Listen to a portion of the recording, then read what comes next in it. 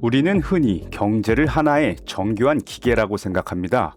그리고 그 기계의 한가운데에는 연준이라는 거대한 중앙 제어실이 있다고 믿죠. 연준이 금리라는 레버를 당기면 전 세계의 돈줄이 마르고 연준이 돈을 찍어내면 세상의 온기가 돈다고 배웁니다. 하지만 여러분, 만약 이 거대하고 복잡한 기계 속에 제어실의 명령을 전혀 받지 않는 비공식 엔진이 하나 더 숨겨져 있다면 어떨까요? 심지어 그 유령 엔진의 크기가 중앙 제어실이 관리하는 메인 엔진보다 훨씬 더 크다면 말입니다. 오늘 우리가 해부할 주제는 현대 금융 시스템의 가장 깊숙한 곳에서 흐르는 혈관, 바로 유로 달러입니다. 이름만 들으면 유럽에서 쓰는 화폐인 유로와 달러를 합친 무언가로 오해하기 쉽습니다. 하지만 유로 달러는 유럽과 아무런 상관이 없습니다. 유로 달러의 진짜 정의는 미국 영토 밖의 은행 장부에 기록된 모든 달러를 뜻합니다. 싱가포르 은행에 예치된 달러, 홍콩의 기업이 빌려온 달러, 런던의 금융가에서 거래되는 그 모든 달러가 바로 유로 달러입니다. 이것이 왜 중요할까요? 바로 통제권 때문입니다. 미국 내에 있는 달러는 연준의 철저한 관리 감독을 받습니다. 은행이 얼마를 남겨두고 대출을 해줘야 하는지 제어실의 가이드라인이 명확하죠. 하지만 미국 국경을 넘어가는 순간 달러는 야생의 존재가 됩니다. 연준의 지급 준비금 규제도 까다로운 보고 의무도 이 유령 달러들에게는 통하지 않습니다. 본사의 전산망에 기록되지 않은 채 지점들끼리 주고받는 글로벌 통합 포인트처럼 유로 달러는 전 세계 은행망을 타고 그들만의 규칙으로 증폭됩니다. 이제 이 유령 엔진의 크기를 확인해 볼 차례입니다. 2026년 1월 기준 현재 숫자가 보여주는 서늘함을 느껴보시죠. 가장 먼저 인류가 지금까지 캐낸 전 세계 모든 금의 가치를 합치면 약 34조 달러, 한화로 4경 9천조 원에 달합니다.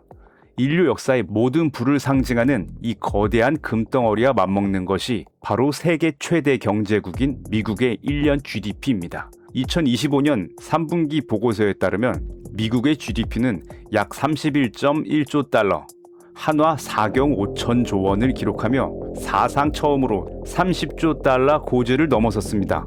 그런데 말입니다. 우리가 공식적인 돈이라고 믿는 미국의 통화량 M2는 2025년 11월 기준 약 22.3조 달러, 한화 3경 2천조 원 수준입니다. 즉, 공식적인 돈의 총합은 미국 경제 규모나 전 세계 금 총액보다 훨씬 적습니다. 진짜 충격은 그 다음입니다. 장막 뒤에 숨겨진 유로 달러 시장의 규모를 추산해보면 이야기가 완전히 달라집니다. 보수적으로 잡아도 13조 달러, 한화로 1경 9천조 원이고 파생 상품과 그림자 금융 네트워크를 포함한 전문가들의 추산치는 최대 50조 달러로 한화 7경 2천조 원 이상에 육박합니다. 우리가 공식적이라고 믿는 달러 시스템보다 국경 밖에서 주인 없이 떠도는 유령 같은 유로 달러의 규모가 미국 전체 경제 규모 31.1조 달러보다도 훨씬 거대할 수 있다는 뜻입니다. 이것은 마치 우리가 마을의 저수지만 보고 농사 계획을 짜고 있는데 사실 그 저수지 밑으로 몇십 배 더 큰 지하 거대 수맥이 흐르고 있는 것과 같습니다. 지상의 저수지가 넘쳐나도 지하 수맥이 말라버리면 논바닥은 갈라집니다. 반대로 저수지가 비어 보여도 지하에서 물이 뿜어져 나오면 홍수가 나죠. 우리가 흔히 말하는 달러 패권의 진짜 실체는 연준의 인쇄기가 아니라 바로 이 전 지구적 배관망인 유로달러 네트워크에서 나옵니다. 연준은 금리를 올려 엔진을 식히려고 노력하지만 국경 밖의 유령 엔진이 뜨겁게 달아올라 돈을 뿜어내면 전 세계의 물가는 걷잡을 수 없이 치솟습니다. 반대로 연준이 아무리 돈을 풀어도 이 유령 엔진이 겁을 먹고 가동을 멈추면 전 세계는 즉시 유동성 부족이라는 가뭄에 시달리게 됩니다. 경제 시스템을 이해한다는 것은 단순히 뉴스에 나오는 연준 의장의 입만 바라보는 것이 아닙니다. 설계도에는 그려져 있지 않지만 실제로 이 기계를 돌리는 진짜 배관이 어디에 있는지 직시하는 것에서 시작됩니다. 사실 이 시장의 시작은 누군가의 철저한 계획이 아닌 공포와 생존 본능이 만난 기묘한 우연이었습니다. 때는 1950년대 냉전의 한복판으로 거슬러 올라갑니다. 당시 소련은 딜레마에 빠져 있었습니다. 서방에 원유와 원자재를 팔아 막대한 달러를 벌었지만 이 돈을 미국 뉴욕은행에 두자니 잠이 오지 않았던 겁니다. 미국과 소련이 언제든 전쟁이 터져도 이상하지 않을 사이였기에 미국 정부가 버튼 하나로 자신들의 계좌를 동결해버릴 위험이 늘 존재했기 때문입니다. 결국 소련은 묘수를 냅니다. 미국 달러를 쓰되 미국의 손이 닿지 않는 곳에서 보관하기로 한 곳이죠.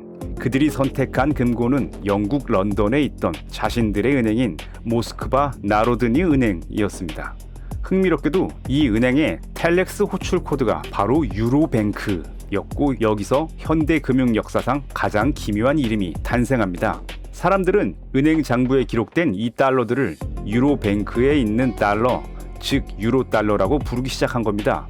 이것이 현대 금융 최대의 유령 엔진을 돌린 첫 번째 불씨였습니다. 하지만 이 작은 불씨를 전 세계적인 산불로 키운 건 역설적이게도 미국 정부가 자국 경제를 지키기 위해 세운 높은 성벽들이었습니다.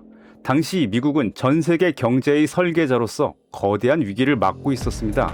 1944년 브레튼 우주 협정 이후 달러는 곧 금이었습니다. 35달러를 가져오면 금 1온스로 바꿔준다는 약속이 전 세계 달러 시스템을 지탱하는 유일한 기둥이었죠. 하지만 문제가 생겼습니다. 미국이 베트남 전쟁과 대규모 사회복지 예산을 쏟아부으면서 시중의 달러가 너무 많이 풀려버린 겁니다. 독일과 프랑스 같은 국가들은 의심하기 시작했습니다. 과연 미국 금고에 저 많은 달러를 다 바꿔줄 만큼의 금이 남아있긴 한 거냐고 말이죠. 만약 모든 나라가 한꺼번에 금을 찾으러 뉴욕으로 몰려오는 뱅크런이 발생하면 미국은 파산합니다. 미국 정부는 이 재앙을 막기 위해 달러가 미국 밖으로 나가는 길목마다 겹겹이 자물쇠를 채우기 시작했습니다. 그 성벽 중 가장 견고했던 자물쇠가 바로 레귤레이션 Q라는 규제였습니다. 정부는 미국 내 은행들이 예금자에게 줄 수 있는 이자율의 상한선을 그어버렸습니다. 예를 들어 예금 이자를 연 4% 이상 주지 말라는 식의 명령이었죠. 표면적으로는 은행들의 과도한 경쟁을 막겠다는 선한 의도였지만 실제로는 저금리를 유지해 달러 유출을 막으려는 절박한 고육지책이었습니다. 여기에 더해 외국인들이 뉴욕에서 달러를 빌려갈 때 무거운 세금을 때리는 이자 평형세까지 도입하며 뉴욕이라는 정문을 아예 쇠사슬로 묶어버렸습니다. 하지만 자본은 물과 같습니다. 성벽을 높이 쌓을수록 자본은 더 영리하게 탈출구를 찾아냈습니다. 미국의 예금 금리가 연 4%로 묶여 있을 때 규제가 없는 영국의 유로달러 시장은 연 6%, 7%의 이자를 제한했습니다. 미국 내 대출을 받지 못하게 된 글로벌 기업들도 런던으로 향했죠. 심지어 미국 은행들조차 규제를 피해 런던 지점으로 고객의 돈을 빼돌렸습니다. 뉴욕 본점에 맡기면 규제 때문에 이자를 못 드리니 연준에 간섭이 없는 우리 런던 지점에 맡기라고 속삭이면서 말입니다. 런던의 금융특구인 더시티는 이 거대한 자본의 탈출을 두 팔 벌려 환영했습니다. 그들은 유로달러 시장을 영국 법도 미국 법도 적용되지 않은 자유구역으로 선포하며 전 세계 돈들이 모여드는 거대한 야시장을 완성했습니다. 결국 유로달러는 누군가의 음모가 아니었습니다. 금본위제라는 무너져가는 둑을 지키려는 미국의 절박한 규제와 그 규제를 비웃으며 더 높은 수익을 찾아 떠난 자본의 생존 본능이 충돌하며 만들어낸 기묘한 결과물이었습니다. 중앙제어실인 연준의 설계도에는 단 한 줄도 적혀있지 않지만 전 세계의 자본은 그렇게 국경 밖 배관으로 숨어들었습니다. 그리고 이 배관에 1970년대 오일먼이라는 고압 연료가 주입되면서 유로달러는 누구도 멈출 수 없는 거대 엔진으로 복주하기 시작합니다. 이제 우리는 이 엔진이 어떻게 에너지를 뻥튀게 하는지 그 서늘한 연금술의 현장을 들여다봐야 합니다. 우리가 흔히 돈이라고 하면 지갑 속에 빳빳한 지폐를 떠올리지만 유로달러의 세계에는 그런 종이 조각이 단 한 장도 존재하지 않습니다. 이곳은 오직 전 세계 은행들의 컴퓨터망을 타고 흐르는 디지털 숫자와 장부상의 기록만으로 돌아가는 세상입니다. 그런데 이 보이지 않는 기록이 어떻게 전 세계 금 총액보다 훨씬 많은 수십조 달러를 만들어내는 걸까요? 비밀은 바로 지급준비금이라는 자물쇠가 풀려버린 데 있습니다. 미국 내 은행은 100달러를 받으면 그중 10달러 정도는 만약의 사태를 대비해 연준 금고에 반드시 쟁여두어야 합니다. 이를 지급 준비율이라고 하죠. 즉, 미국 안에서는 돈이 불어나는 속도를 연준이 이 자물쇠의 크기로 조절할 수 있습니다. 하지만 국경 밖 런던이나 싱가포르의 유로 달러 시장은 다릅니다. 이곳은 연준의 손길이 닿지 않는 자유구역입니다. 은행들은 고객에게 받은 달러를 단 1달러도 남기지 않고 통째로 빌려줄 수 있습니다. 자, 여기서 마법이 시작됩니다. 중동의 산유국이 석유를 판 돈 1억 달러를 런던의 A은행에 맡겼다고 가정해봅시다. A은행은 이 돈을 단 1%도 남기지 않고 한국의 조선소에 통째로 빌려줍니다. 그러면 장부상으로 산유국은 1억 달러의 예금을, 한국 조선소도 1억 달러의 대출금을 갖게 됩니다. 시중에는 갑자기 2억 달러가 생긴 셈이죠. 그런데 여기서 끝이 아닙니다. 한국 조선소가 이 돈을 부품값으로 결제하면 그 돈은 다시 독일 부품업체 계좌가 있는 B은행으로 들어갑니다.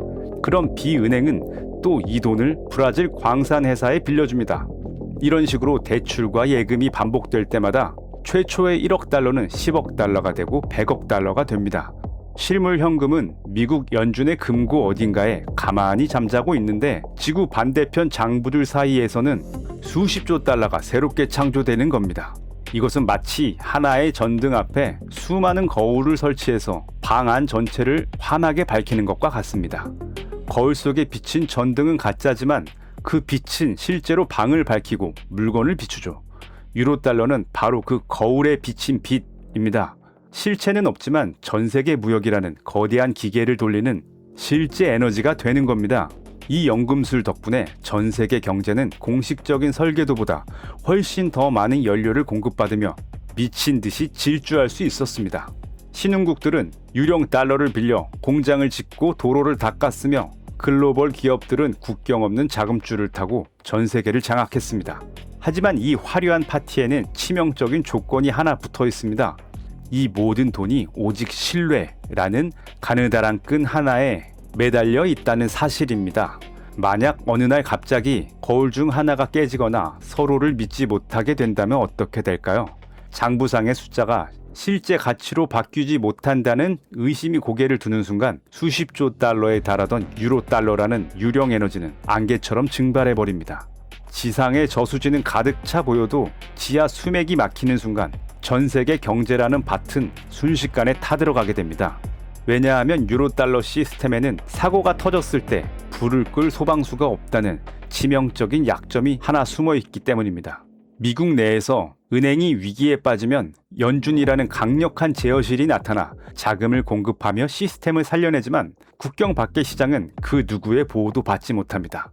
런던이나 싱가포르에 배관이 막혔을 때 연준은 그곳에 냉각수를 부어줄 법적 의무가 없습니다. 이것이 바로 전 세계 경제를 한순간에 얼어붙게 만드는 예고 없는 가뭄의 본질입니다. 우리는 2008년 금융위기를 흔히 미국의 부실한 담보대출 때문에 벌어진 일로 기억합니다. 하지만 그것은 거대한 폭발의 방아쇠였을 뿐입니다. 진짜 폭탄은 그 소식을 듣고 겁에 질린 글로벌 투자은행들과 유럽의 대형 은행들이 유로달러라는 거울을 일제히 치워버리면서 터졌습니다.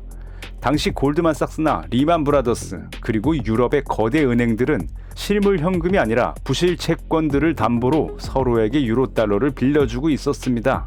그런데 그 담보가 쓰레기라는 사실이 밝혀지자 시장에서는 단 한 줌의 신뢰도 남지 않게 되었습니다. 서로를 믿지 못하게 된 은행들이 장부상의 기록을 중단하자 수십조 달러에 달하던 에너지는 단 몇 시간 만에 증발해버렸습니다.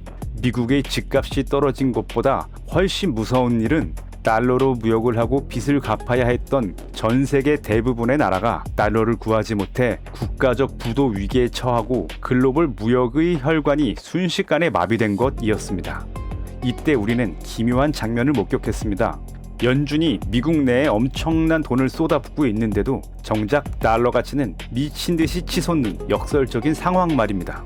지상의 저수지는 물이 넘치는데 정작 전 세계의 공장을 돌릴 지하 수맥은 완전히 말라버린 겁니다. 결국 연준은 설계도에도 없던 임시 배관을 급하게 연결해야 했습니다. 다른 나라 중앙은행들과 직접 배관을 이어 달러를 수송하는 통화 스와프라는 비상 장치를 가동하고서야 간신히 파국을 막을 수 있었죠. 연준은 이 사건을 통해 단순한 미국의 중앙은행에서 유로달러라는 유령 엔진을 고치는 글로벌 정비사 역할을 강제로 떠맡게 되었습니다. 하지만 진짜 문제는 위기 이후에 찾아왔습니다. 2008년 전 세계가 만성적인 달러 가뭄의 시대에 진입했기 때문입니다. 이는 누군가의 의도라기보다 시스템의 자연스러운 위축이었습니다. 과거에는 규제가 없어 1달러의 연료로 100달러의 에너지를 뽑아내던 은행들이 이제는 바젤3 같은 강력한 국제 규제 때문에 예전처럼 함부로 돈을 불릴 수 없게 되었습니다. 참고로 바젤3는 쉽게 말해 은행이 예상치 못한 위기에 처했을 때 버틸 수 있는 진짜 현금을 훨씬 더 많이 금고에 쌓아두라고 강제하는 강력한 안전규칙입니다. 예전에는 1달러의 연료로 100달러의 에너지를 뽑아내는 위험한 대출 잔치를 벌여도 아무도 제지하지 않았지만 이제는 사고에 대비해 진짜 돈을 더 많이 쟁여두라며 엔진에 강제로 속도 제한 장치를 걸어버린 겁니다. 결국 이 규제 때문에 유로달러라는 엔진의 출력은 급격히 줄어들었고 이것이 오늘날 전 세계가 겪고 있는 만성적인 달러 가뭄의 결정적인 이유가 되었습니다. 엔진의 효율 자체가 영구적으로 깎여나간 것입니다. 게다가 한번 깨진 신뢰는 완전히 회복되지 않았습니다. 이제 은행들은 담보가 확실하지 않으면 절대 달러를 빌려주지 않습니다. 결과적으로 전 세계는 늘 달러 부족에 시달리며 연준의 입만 바라보는 처지가 되었습니다. 신흥국들은 성장을 위해 달러가 절실하지만 이 거대한 엔진은 예전만큼 힘차게 돌아가지 않습니다.